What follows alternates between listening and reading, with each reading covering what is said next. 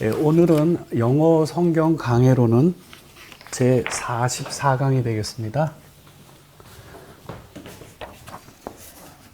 제 44강이 되겠습니다. 실제 내용은 우리가 지금 야고보서를 강해하는 중인데 오늘은 19강이 되겠습니다. 오늘 타이틀은 혀에 모순된 실상과 원인.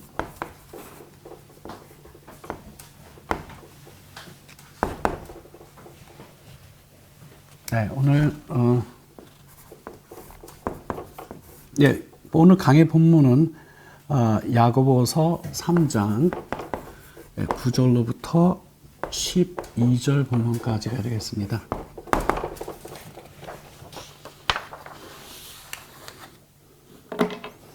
우리는 지난번 즉 그 43강에서는 그 혀에 가공할 만한 그 실체에 대하여 우리가 두 차례에 걸쳐서 살펴보았습니다. 그리고 지금 이제 오늘 강해로 이제 들어오게 되는데요. 바로 이 시점에서 야고보 사도는 이 혀의 모순된 실상을 다시 한번 제기합니다.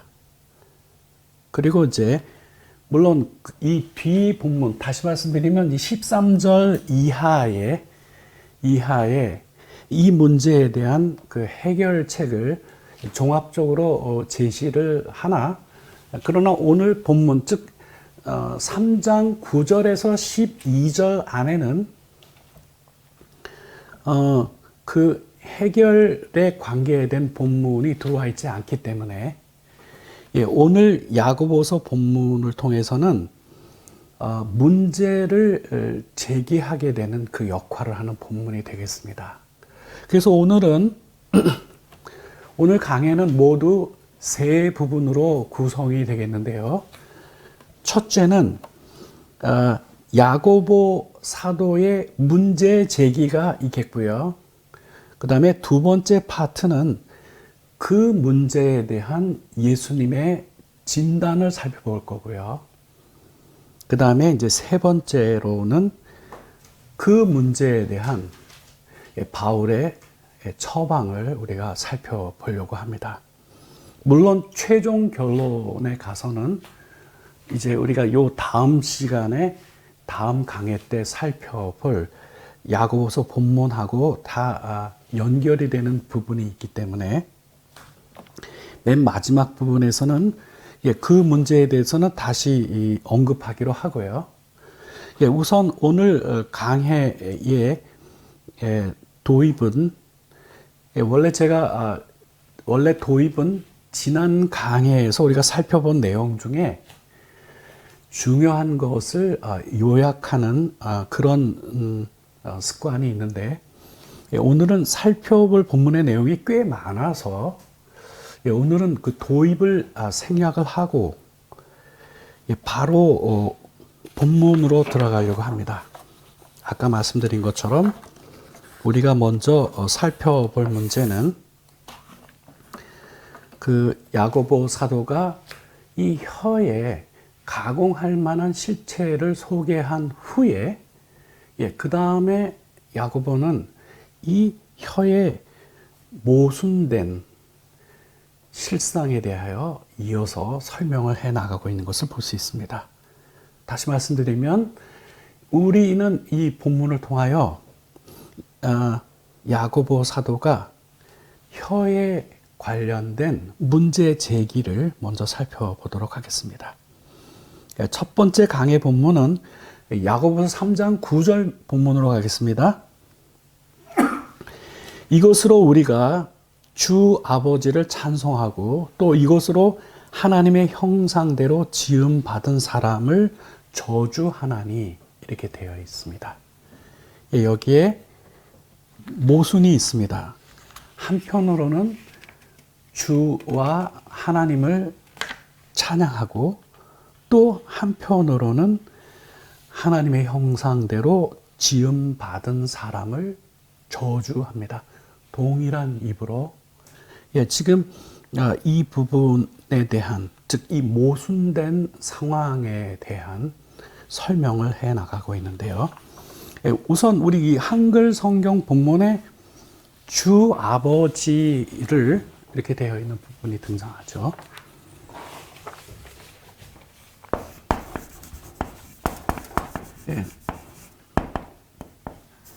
sometimes는 그 때를 나타내주는 부사이죠. 문장 전체를 설명하기 위해서 맨 앞에 나와 있습니다. 때때로, 때로는 그것은 우리의 혀지요. 그것이 무엇을 하냐 하면은 praises, 이거는 누구누구를 찬양하다. 주 하나님이라고 표현하고 있는데 사실은 the Lord,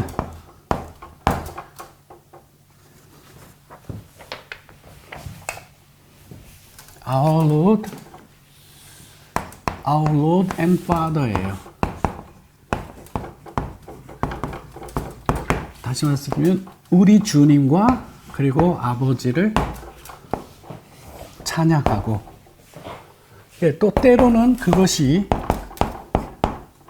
여전히 지금 혀를 받고 있죠. 동일한 주어를 쓰고 있습니다. 이것이 curse는 저주하다죠. 누구를 저주하냐 하면은 여기 who가 이끌고 있는 부분이 도우주를 뒤에 설명해서 여기는 자들, 다음과 같은 자들을 curses, 그 저주를 합니다. 여기에 who 이하는 하나님의 형상대로 지음받은 자들을 curse, 우리가 저주한다라고 하는 것이죠. 이렇게 해서 3장 9절로 들어오면서 야고보 사도는 먼저 이 혀에서 생겨나는 이 모순된 현상에 대하여 바로 이렇게 설명을 하고 들어갑니다. 이 설명은 12절까지 계속됩니다. 예를 들고 반복하고 정리하고 하면서, 그래서 오늘 야고보서 본문을 통하여 우리가 확인할 수 있는 것은 이 혀의 모순된 실상을 우리가 확인하는 것이 되겠고요. 그 문제에 대한 진단은 주님께서 우리에게 친히 말씀하여 주신 본문으로 나누겠고요. 그리고 그 문제에 대한 그 처방에 대해서는 바울의 메시지로 이어서 이번에 한 강해가 한 편의 설교로 그 형태를 갖추도록 이렇게 하려고 합니다. 이렇게 해서 여기에 똑같은 혀가 때로는 우리 주님과 하나님을 찬양하기도 하고, 이렇게 하나님의 형상대로 지음받은 이들을 저주하죠. 저주한다라고 하는 표현 속에는 여러 가지 다양한 그것을 다 포함한 말인데, 이 문제에 있어서는 믿는 자들은 물론이거니와 믿지 않는 이들도 역시 하나님의 형상대로 창조된 이들이죠. 우리는 그래서 사도 야고보는 먼저 이 문제를 제시하고, 그 다음 바로 3장 10절로 들어가서 부연합니다. 즉 다시 말하면 3장 10절로 오겠습니다. 한 입에서 찬송과 저주가 나오는도다. 내 형제들아, 이것이 마땅하지 아니하니라. 이렇게 돼 있죠. 마땅하다.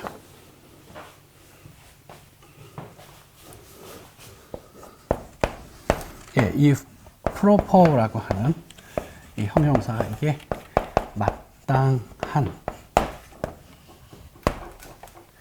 이런 모순된 현상은 이것은 마땅한 것이 아니다라고 하는 것으로 여기 10절에서 부연을 합니다. 그리고 이제 그 다음 절, 즉 11절로 옮겨가면서는 이 합당치 않은 것에 대한 이 구체적인 예를 들어 보입니다. 3장 11절로 가겠습니다. 샘이 한 구멍으로 어찌 단물과 쓴물을 내겠느냐. 예, 이렇게 표현이 되어 있습니다. 예, 이 3장 11절도 역시 모순된 상황을 다르게 표현하고 있는 것이죠. 이 세상에 이런 샘물이 있을까요? 예? 이 속에는 단물인데 이 바깥으로는 쓴물을 내거나, 속에는 쓴물인데 바깥으로는 단물을 내거나 하는, 예, 이런 경우가 있을까요? 없습니다. 그렇죠? 없습니다. 이런 경우는. 근데 이 본문을 이렇게 사도가 표현하고 있는 것은 그런 샘물은 이 세상에 없어요. 그러나 그런 경우는 이 세상에 없지만, 그러나 그런 경우가 있다라고 하는 거죠. 예, 무엇이 그렇습니까? 우리의 입이 그러한 것이죠. 예. 예, 그리고 하나의 예를 더 듭니다. 예, 그 다음 12절로 오겠습니다.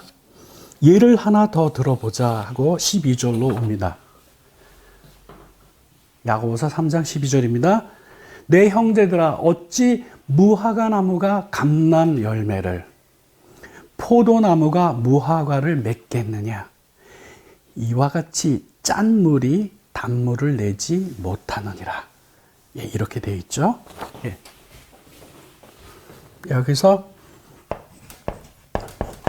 salty spring,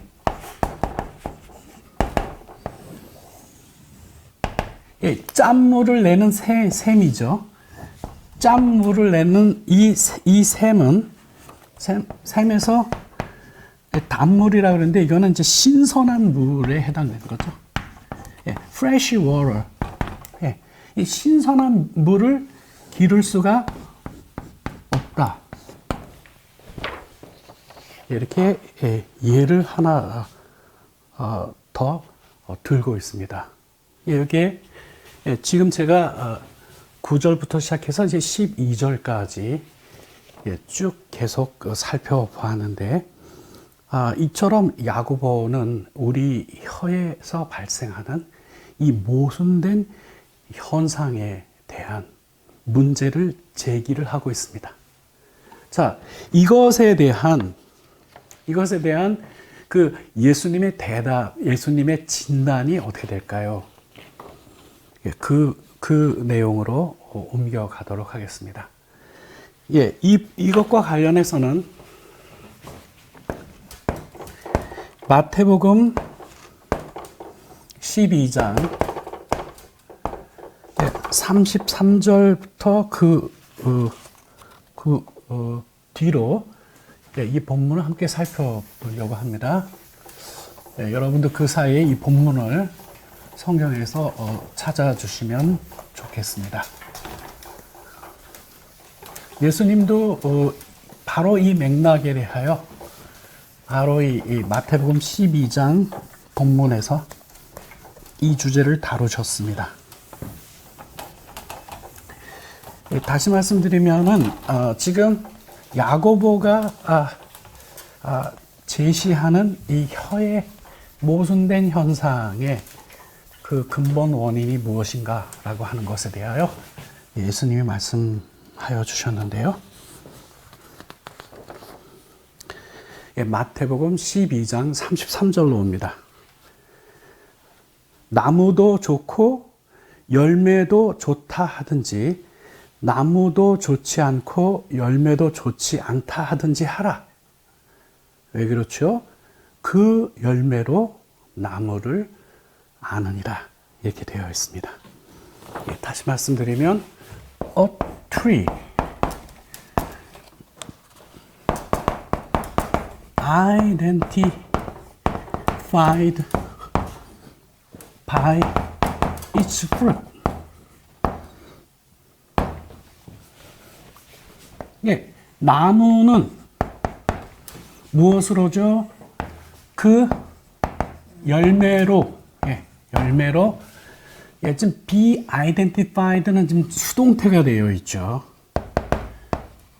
예, 어떠하게 된다라고 하는 것이죠. 이 identify라고 하는 건 이 정체를 확인하다라고 하는 이런 미닝을 갖고 있는 거죠. 그래서 이게 수동태니까 정체가 확인된다는 거죠.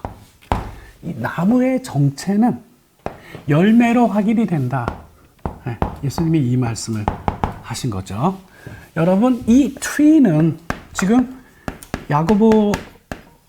야고보의 지금 설명과 연결시키면은 이 tree는 말에 해당되는 것이고,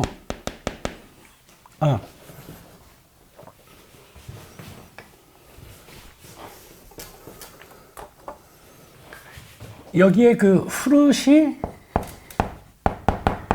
말에 해당되는 거고, 이 tree는 마음에 해당이 됩니다. 예, 그래서 일단 주님께서 12장 33절에 결국 하시는 말씀은 한마디로 말하건대 나무라고 하는 것은 그 열매로 그 정체성이 확인이 된다라고 하는 것이죠. 그래서 여러분, 이게 예수님이 지금 무엇을 지금 설명하려고 하냐 하면은, 좋은 열매라고 하는 것은 부패한 마음에서는 결단코 맺어질 수가 없는 것이다 라고 하는 이 사실을 주님께서 강조하려고 하는 것이죠. 다시 말씀드리면 이 마음의 변화, 마음의 변화라고 하는 것이 굉장히 중요한 문제가 된다라고 하는 것이죠. 아까 나왔듯이 한 입으로 우리 주님을 찬양하기도 하고 또 그와 똑같은 입으로 하나님의 형상대로 지음을 받은 이들을 저주하게 되는 이러한 현상이 있는데, 그 현상에 왜 발생하는 거냐라고 하는 것과 관련된 교훈을 지금 하고 있습니다. 그래서 예수님은 지금 근본적인 문제라고 하는 것은 부패한 마음에 있다라고 하는 이 말씀을 지금 진행을 합니다. 자, 이제 33절을 살펴보았는데요. 34절, 그리고 35절, 그리고 36절, 37절까지 몇 절을 더 살펴보겠습니다. 이 본문을 살펴보는 중요한 의미는 지금 예수님이 이 문제에 대하여 지금 진단을 하고 계시거든요. 진단. 예수님의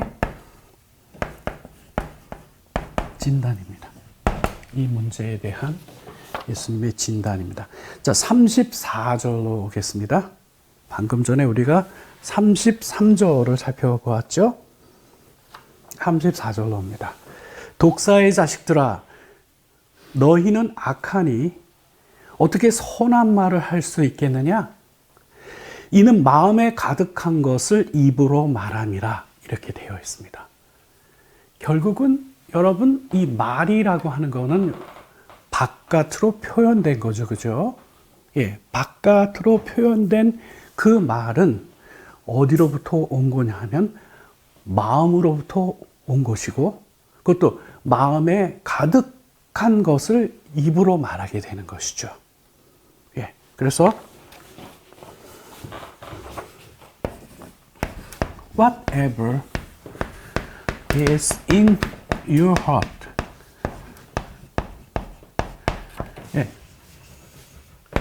이 whatever는 in your heart, 너희의 마음에 있는 그것이 무엇이 되었든지 상관없이 그거거든요. 네, 근데 이게 주어예요. is in your heart, 너희의 마음에 들어있는 것, 그것이 무엇이 되었든지 상관없이 바로 그것이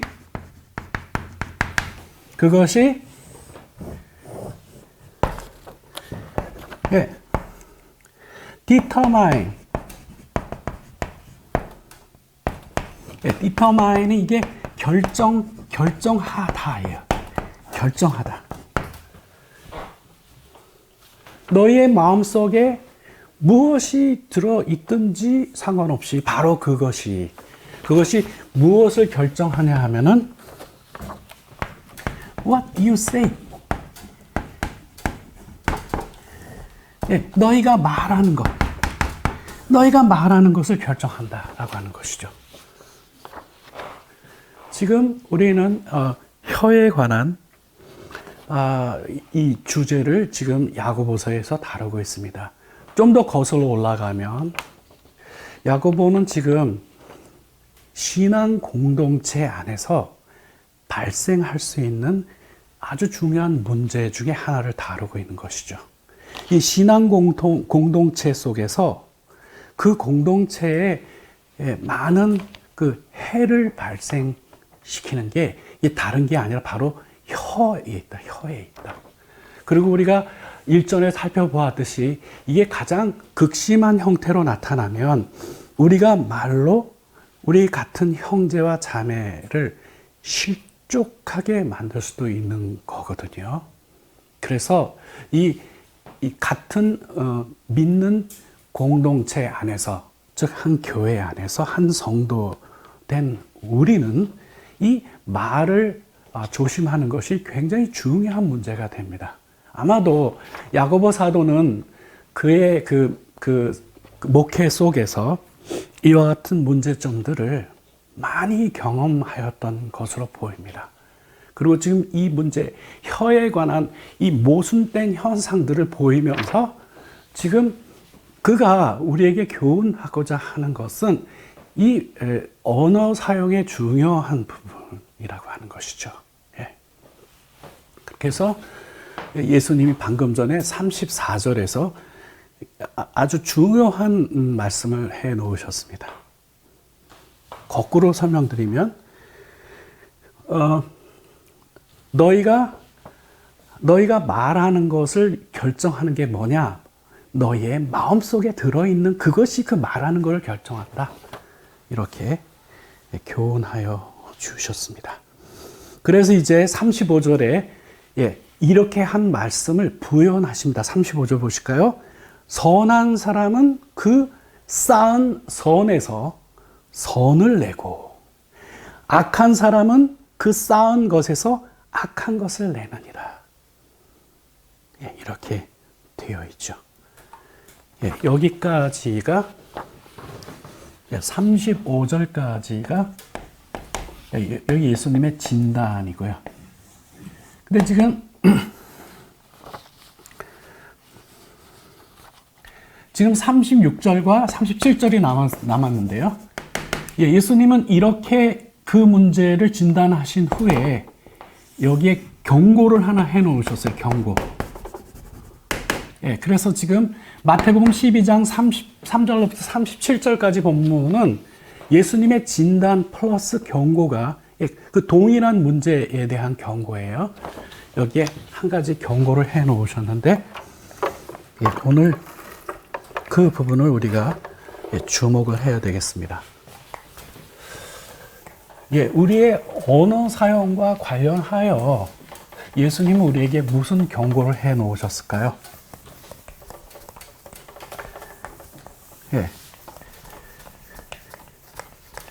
예수님은 결론적으로 말씀드리면 우리가 말을 결코 함부로 해서는 안 된다라고 하는 그 교훈을 해 놓으신 거예요.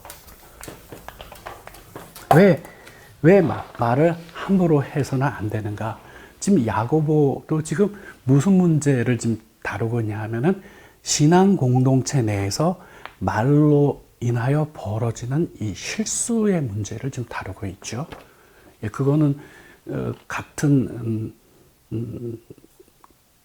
형제와 자매에게 상처를 주고 그리고 심하면은 실족하게도 만들 수 있는 그러한 아주 중요한 문제이기 때문에 그렇습니다. 자, 예수님은 방금 전에 이제 35절까지 이 말과 관련된 진단을 하신 후에 36절과 37절에서 경고를 하나 달아 놓으셨습니다. 내가 너에게 이르노니 사람이 무슨 무익한 말을 하든지 심판 날에 이에 대하여 신문을 받으리니 내 말로 의롭다함을 받고 내 말로 정죄함을 받으리라. 이렇게 되어 있습니다. 예. 예, 이거는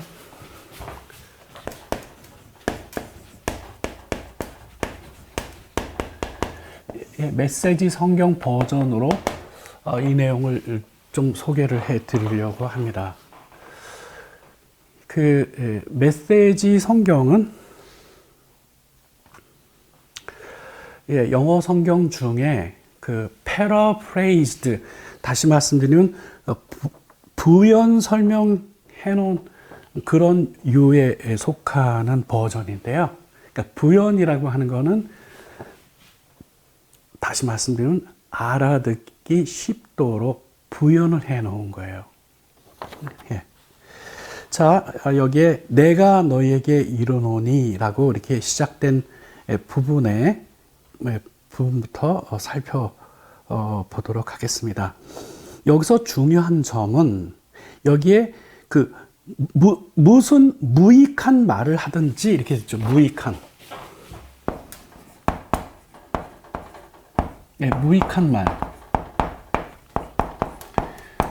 네, 이 무익한에 해당되는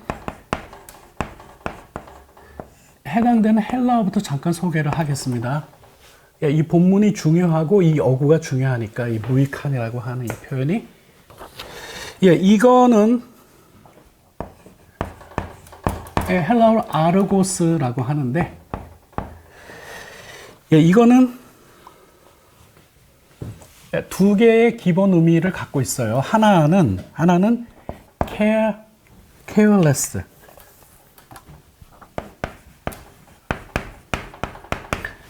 두 번째는 useless. 이 careless가 여기에 그러니까 무익한 말인데, 이 무익한 말이라고 하는 것은 구체적으로 어떤 거를 얘기하는가 했을 때 이 원어적으로 보면 careless랑 useless가 등장해요.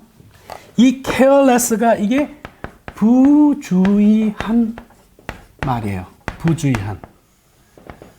여기 무익한이라고 하는 것이. 두 번째, 이 useless라고 하는 거는 이거는 쓸데없는.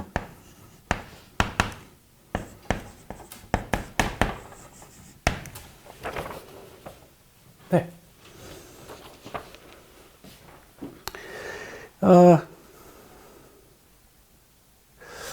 그러니까 이 두 개가 갖고 있는 뉘앙스는, 만일 우리가 말을 할 때에 부주의하게 말하거나 쓸데없는 말을 말하게 되면, 예, 그 말하는 상대방하고의 이 관계가 어색해지죠. 그죠? 어색해진 건 아주 부드럽게 한 표현이고, 예, 아무튼 두 사람 사이의 대화 속에서 부주의한 말이나 쓸데없는, 쓸모없는 그 말이 오가게 되면은, 예, 그 두 사람의 관계는 결코 좋아질 수가 없습니다. 여기에 이제 경고에 불이 들어오는 거죠. 이제 위험한 상황으로 진입하는 거예요. 그런데 이게 예수님의 경고인 것은, 이런 말도, 우리는 말을 하고 그냥 잊어버리고 지나칠 수도 있어요. 지나칠 수도 있는데 여기에 중요한 것은 심판날에 이에 대하여 신문을 받으리라 이렇게 되어 있어요. 예. 다시 말씀드리면은 There will be a time of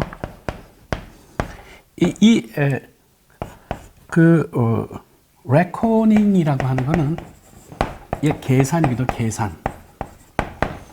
예, 계산을 하는 때가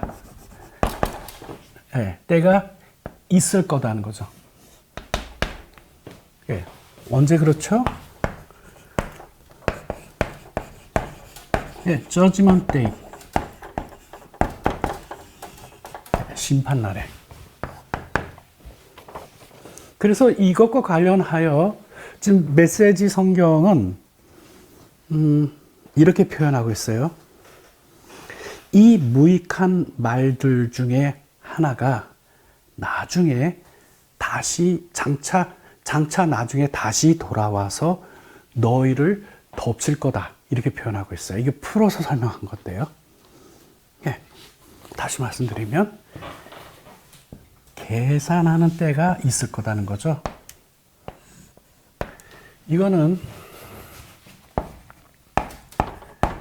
말과 관련한 그 예수님의 진단 후에 예수님이 여기에 걸어놓은 경고의 내용인데요. 이게 언제 그러면 심판날에 그렇게 될 거다라고 하는 거죠. 그렇기 때문에 장차 이 심판대에서 너희가 한 말이 너희를 구원하게 될 수도 있고 또한 너희가 한 말이 너희를 정죄하는 것이 될 수도 있기 때문이다. 여기에 36절, 37절에 들어있는 예수님의 경고의 내용입니다. 내 말로 의롭다함을 받고 내 말로 정죄함을 받으리라. 그런 것이죠. 그 때문에 여러분, 우리는 자신이 한 말, 자신의 뱉은 이 말은 우리는 이게 지나쳐버리고 잊어버릴 수도 있지만은 이거 나중에 계산하는 때가 온다라고 하는 거예요. 그렇기 때문에 결론적으로 하고 싶은 말은 이런 겁니다. 그래서 말하건대 예수님이 이 교훈으로 결국 말씀하시고자 하는 것이 이게 뭐냐? 그래서 이 말이라고 하는 건 words. 이건 파워풀한 거다. 말이라고 하는 거는 이거는 강력한 거다 하는 거죠. 그래서 여기 지금 세미콜론을 걸어두고 여기 지금 그 연결사로 우리가 볼 수 있는 거는 그러므로 그러니까 take them seriously. 이게 them은 was를 받은 거예요. 그것들을 심각하게 다루어야 한다. 그래서 우리 그리스도인들의 언어 사용이라고 하는 것은 이거 굉장히 중요한 문제입니다. 어디에서요? 우리 같이 믿는 신앙 공동체 안에서.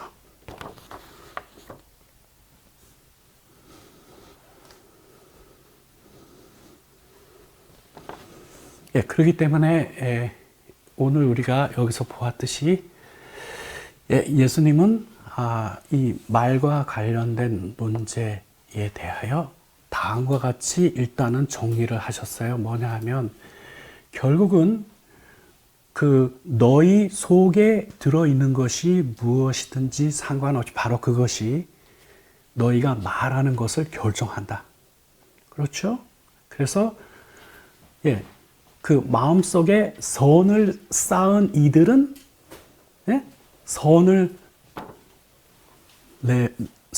선을 말하고 악을 속에 쌓아놓고 있는 이들은 결국은 악을 말할 수밖에 없다라고 하는 거죠. 그러니까 마음의 근본적인 출발점과 근본적인 마음의 상태가 그것이 중요한 문제다라고 하는 것을 진단을 하시고는 방금 전에 우리가 살펴보았듯이 이와 같은 경고를 해 놓으신 것이죠. 그러니까 신중해야 된다는 거죠. 우리가 말을 할 때 아주 신중해야 돼요. 어떻게 신중해야 되냐면 나중에 내가 이 한 말을 가지고 주님 앞에 내가 설 수 있다라고 하는 것. 그리고 그것이 잘한 말이면은 주님으로부터 칭찬이 있겠지만은 그렇지 아니한 경우에는 주님으로부터 책망을 들을 수도 있다라고 하는 것. 우리는 잊어버려도 그것이 나중에 여기 무슨 무익한 말을 하든지 심판날에 이에 대하여 신문을 받으리라 이렇게 기록되어져 있죠. 물론 성경은 이것이 어떤 방식으로 어떤 절차에 거쳐서 어떻게 이루어질지에 대해서는 자세하게 설명해 놓고 있지는 아니에요. 그러나 중요한 거는 이 주님의 경고라고 하는 것은 앞으로 우리 그리스도인들의 언어 생활에 아주 중요한 도움을 주는 말씀이죠. 이 경고가 없을 때랑 이 경고가 있을 때랑은 굉장한 차이가 있는 겁니다. 중요한 건 무엇입니까? 이 예수님의 경고를 심각하게 마음에 받아들인 이들은 그들의 언어 생활을 몹시 조심하게 될 겁니다. 이렇게 해서 우리는 예수님의 진단과 그리고 경고에 대하여 살펴보았습니다. 이게 이 한 편의 설교가 그 안에 그 나름대로의 그 기본 내용을 구성해야 되기 때문에 제가 앞에서 말씀드렸듯이 오늘은 첫 전반부에서는 야고보 사도가 이 혀에 관한 모순된 현상에 대하여 문제 제기하는 부분을 본문에서 살펴보았고 또 그 문제와 관련한 예수님의 진단과 그리고 경고를 우리가 방금 전까지 살펴보았습니다. 이제 남은 것은 이것에 대한 그 바울의 처방을 우리가 함께 살펴보려고 합니다. 물론 이 본문들이 그 본문들이 자리 잡고 있는 그 속에 흐르는 그 각각의 문맥들이 있기는 하나 그러나 이 공통적으로 이렇게 함께 만나는 부분이 있기 때문에 우리가 이렇게 함께 좀 살펴볼 수 있습니다. 자, 여기에서 바울의 처방은 그러면 이런 부분을 일단은 예수님의 경고로부터 우리가 참 우리 말하는 거 참 조심해야 되겠구나라고 하는 걸 알았어요. 그러면서 예수님은 중요한 것은 마음에 있다라고 말씀하셨죠. 예수님의 진단이. 이것에 대하여 바울은 로마서 12장 1절에서부터 3절에 여기 이 문제에 대한 처방을 제시해 놓았습니다. 그래서 오늘 44강의 결론 부분으로 이 문제를 우리가 어떻게 해야 되는가에 대하여 바울의 가르침을 우리가 살펴보겠습니다. 예, 로마서 12장 1절입니다. 그러므로 형제들아 내가 하나님의 모든 자비하심으로 너희를 권하노니 너희의 몸을 하나님이 기뻐하시는 거룩한 산 제물로 드리라. 이는 너희가 드릴 영적 예배니라. 예, 바로 이 본문입니다. 예, 여기에는 강해를 자세히 해야 될 그 강해 포인트가 한 3군데 정도가 있는데요. 우선 중요한 부분은 전반절에 표현되어 있는 바로 그 부분입니다. 즉 내가 하나님의 모든 자비하심으로 너희를 권하노니 라고 시작합니다. 네, 여러분 이 로마서라고 하는 책이요. 로마서라고 하는 책을 두 파트로 나누면 1장부터 11장까지가 한 파트를 형성하고 12장부터 16장까지가 두 번째 파트를 형성합니다. 그리고 바로 이 12장이 시작되는 맨 마지막에 이 서두가 뭘로 시작하고 있냐 하면은 하나님의 자비하심으로 너희에게 권하노니 이렇게 시작을 하죠. 예. 예. 그러니까 그 표현이 갖고 있는 문맥은 여러분 이 11장까지는 이 구원에 따른 교리를 다룹니다. 그리고 12장에 들어가서는 이와 같은 구원에 참여한 이들이 여기에 대해 어떻게 응답해야 될 건가라고 하는, 다시 말씀드리면 이 12장부터는 적용의 문제를 다루죠.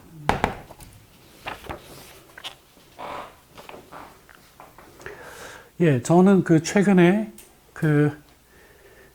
칼빈주의와 장로교의 신학과 그리고 우리 이 감리교의 신학에 대한 비교와 관하여서 여러 가지를 많이 느끼고 있는 상황인데요. 이번에도 이 내용을 준비하면서도 바로 그런 부분과 관련하여 구분이 되는 부분이 있었어요. 우선 그 부분만 잠깐 말씀드리면 로마서는요 11장까지만 있는 게 아니라 16장까지 있습니다. 다시 말씀드리면 장로교의 신학과 거기에 따른 신앙의 특징들은 11장까지예요. 예? 마치 뭐랑 비슷하냐면 로마서 1장을 계속 읽다가 11장까지 읽고는 12장으로 가야 되죠. 근데 안 가고 다시 1장으로 가요. 계속 이쪽만 왔다 갔다 해요. 예. 거기에 비하면 감리교의 신학은 이 부분을 전제해서 이 부분에 대한 강조가 이쪽에 실려서 11장뿐만 아니라 이 뒤에 12장 이쪽으로 진도를 나갑니다. 이쪽을 진도를 나갑니다. 그래서 제가 바로 여기 12장 1절에서 시작하고 있는 이 표현에 담겨 있는 그 맥락을 잠깐 소개하면 이렇습니다.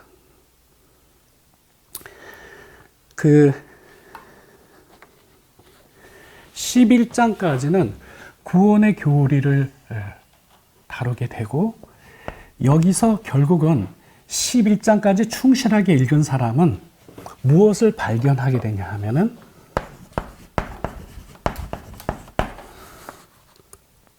이 mercy, 이 엄청난 자비하심, 하나님의 이 엄청난 자비하심에 도달합니다. 11장까지 충실히 읽은 사람은.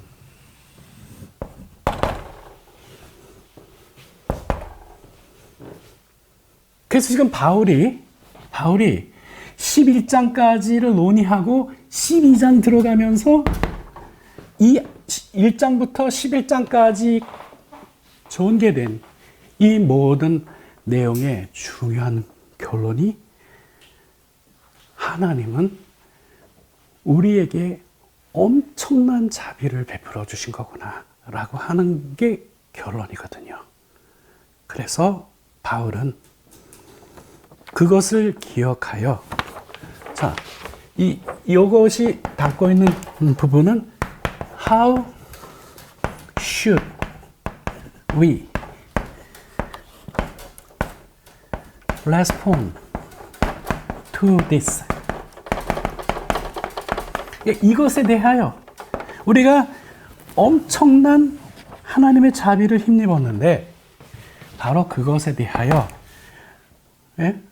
how 우리가 어떻게 respond 응답해야 되느냐, 우리가 어떻게 응답해야 되겠느냐 라고 하는 맥락이에요. 그래서 이 12장 1절인데 이 한 절은 11장 전체와 그 다음에 나머지 12장 전체를 이어주는 연결사인 거예요. 그러니 How should we respond to death? 이 하나님이 우리를 엄청나게 사랑하셔서 우리에게 엄청난 자비를 우리를 불쌍히 여겨주셨는데 여기에 대하여 우리가 어떻게 응답하는 것이 그것이 합당한 것인가 라고 이렇게 들어간 거죠. 그래서 지금 사도는 12장 1절에서 이와 같이 정리한 거죠. 그렇기 때문에 몸으로 산 제사를 드리는 그렇게 예배하는 삶은 그렇게 예배하는 삶이 하나님께서 이미 우리에게 베풀어 주신 이 엄청난 자비하심에 대한 우리의 마땅한, 우리의 합당한 응답이다 라고 하는 것을 제시하는 겁니다. 그러니 우리가 어떻게 해야 되겠뇨?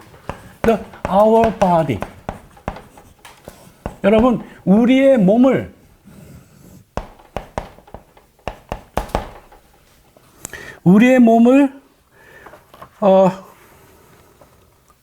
무엇으로 드리자고 했냐면은 living, 이 살아있는 거예요. living sacrifice. 살아있는 제물로 하나님께 드리자. 이것이 너희가 드릴 영적 예배니라. 이렇게 된 거거든요. 그러니까 여러분, 이 우리의 몸에 당연히 혀도 들어가 있죠? 그러니까 우리의 이 몸을 거룩한, 다시 말씀드리면 하나님께서 기쁘게 받으실 만한 살아있는 living sacrifices, 살아있는 제물로 우리가 드리자. 이것이 너희가 드릴 영적 예배니라. 이렇게 된 것이죠. 그것이 이 엄청난 은혜를 받은 하나님의 놀라우신 자비하심을 받은 우리가 마땅히 우리가 응답해야 될 것, 바로 그것이다 라고 하는 것이죠. 이렇게 해서 이제 12장 1절에 맨 마지막 부분을 이제 정리를 하나 할 게 추가적으로 있습니다. 그 점은 무엇이냐 하면은 여기서 이것이 너희가 드릴 영적 예배니라 그랬죠? 근데 그 해석이 그 해석이 적절하게 된 해석이 아니에요. 그 영어 성경 버전도 절반은 영적인 예배다라고 표현을 하고 있어요. 안 하는 거 아닌데. 근데 그 실제로 원어 속에서, 헬라어 속에서는 그게 영적이라는 표현이 아니에요. 그게요. 그래서 그 문제를 여기서 정리를 하도록 하겠습니다. 여기에 이 영적 worship, 그러니까 영적인 예배니라라고 이렇게 표현을 하였거든요. 우리 한글 성경도 영적 예배라고 이렇게 표현을 하였는데, 지금 여기에 해당되는 여기에 해당되는 헬라어는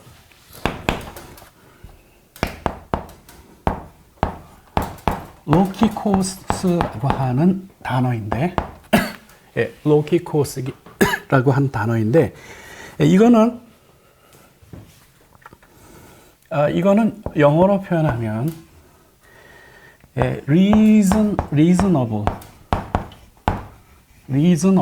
하는 뜻이에요. 이 영적인 게 아니죠.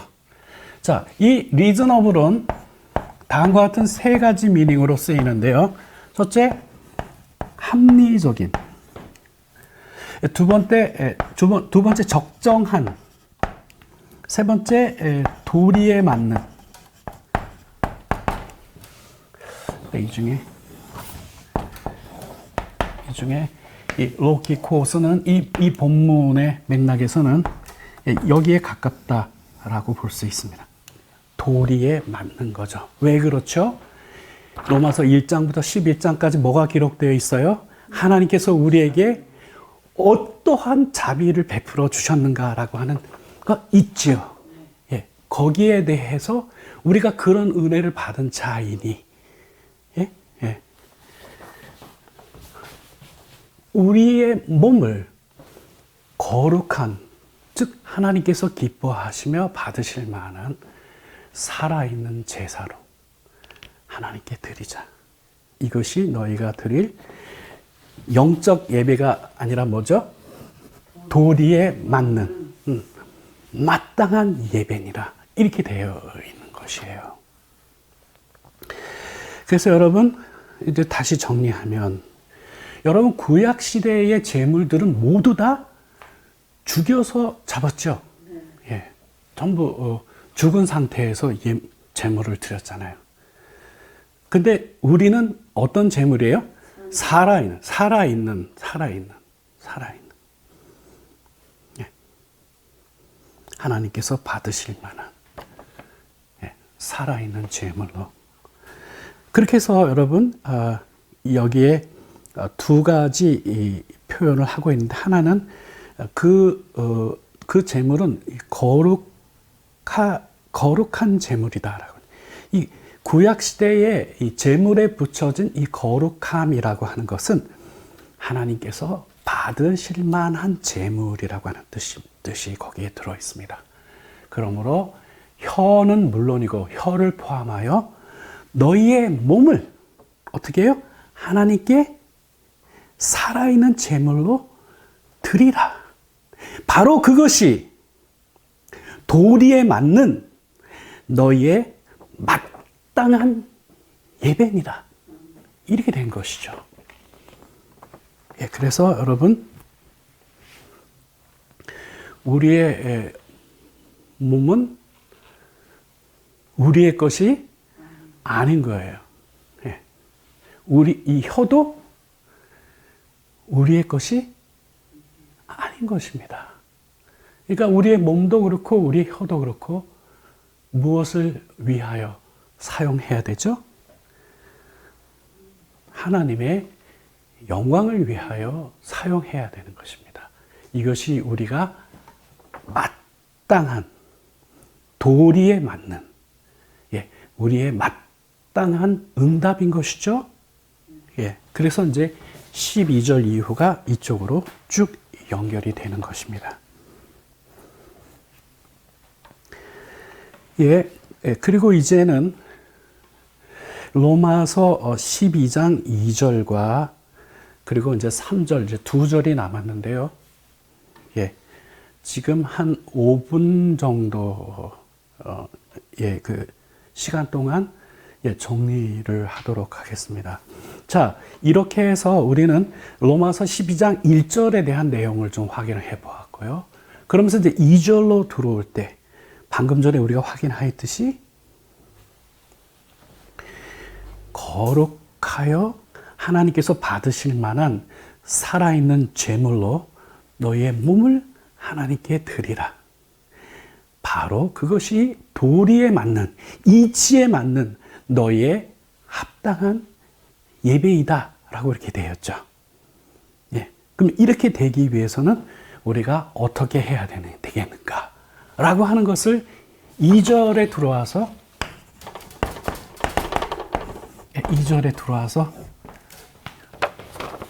논의합니다.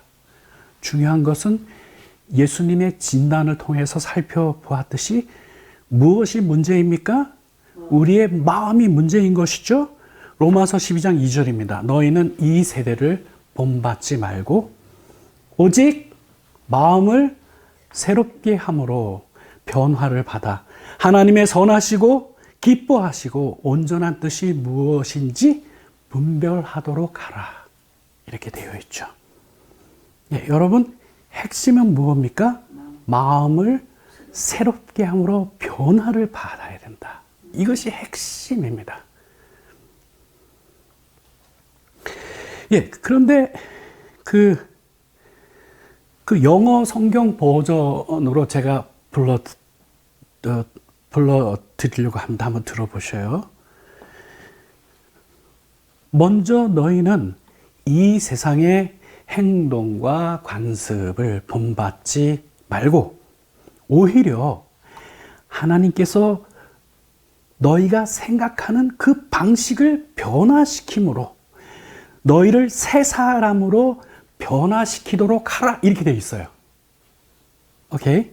그러니까 이게 우리 한글 성경에는 이와 같은 일을 하는 분이 하나님이시다라고 하는 주어가 빠져 있거든요. 지금 2절에. 근데 영어는 let God, 하나님께서 transform you. 너희를 transform, 변화시키는 거죠. 하나님께서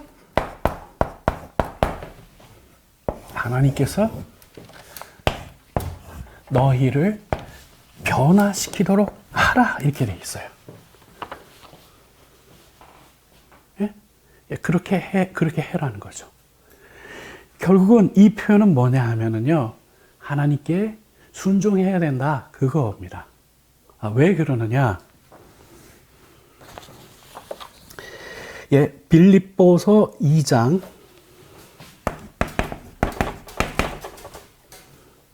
12절에서 13절로 오면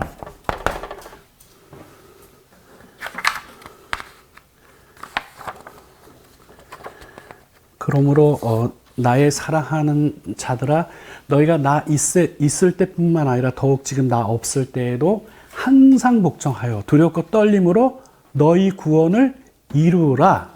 너희 안에서 행하시는 이는 하나님이시니 자기의 기쁜 신 뜻을 위하여 너희에게 소원을 두고 행하게 하시나니 이렇게 되어 있죠. 그렇죠? 근데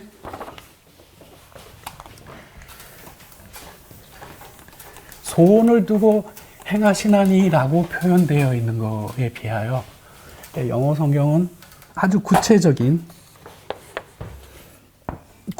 표현을 거기다 해 놓았습니다. You desire and the power. 그러니까요, desire라고 하는 건 욕구고요. power라고 하는 건 힘, 능력이죠. 너희에게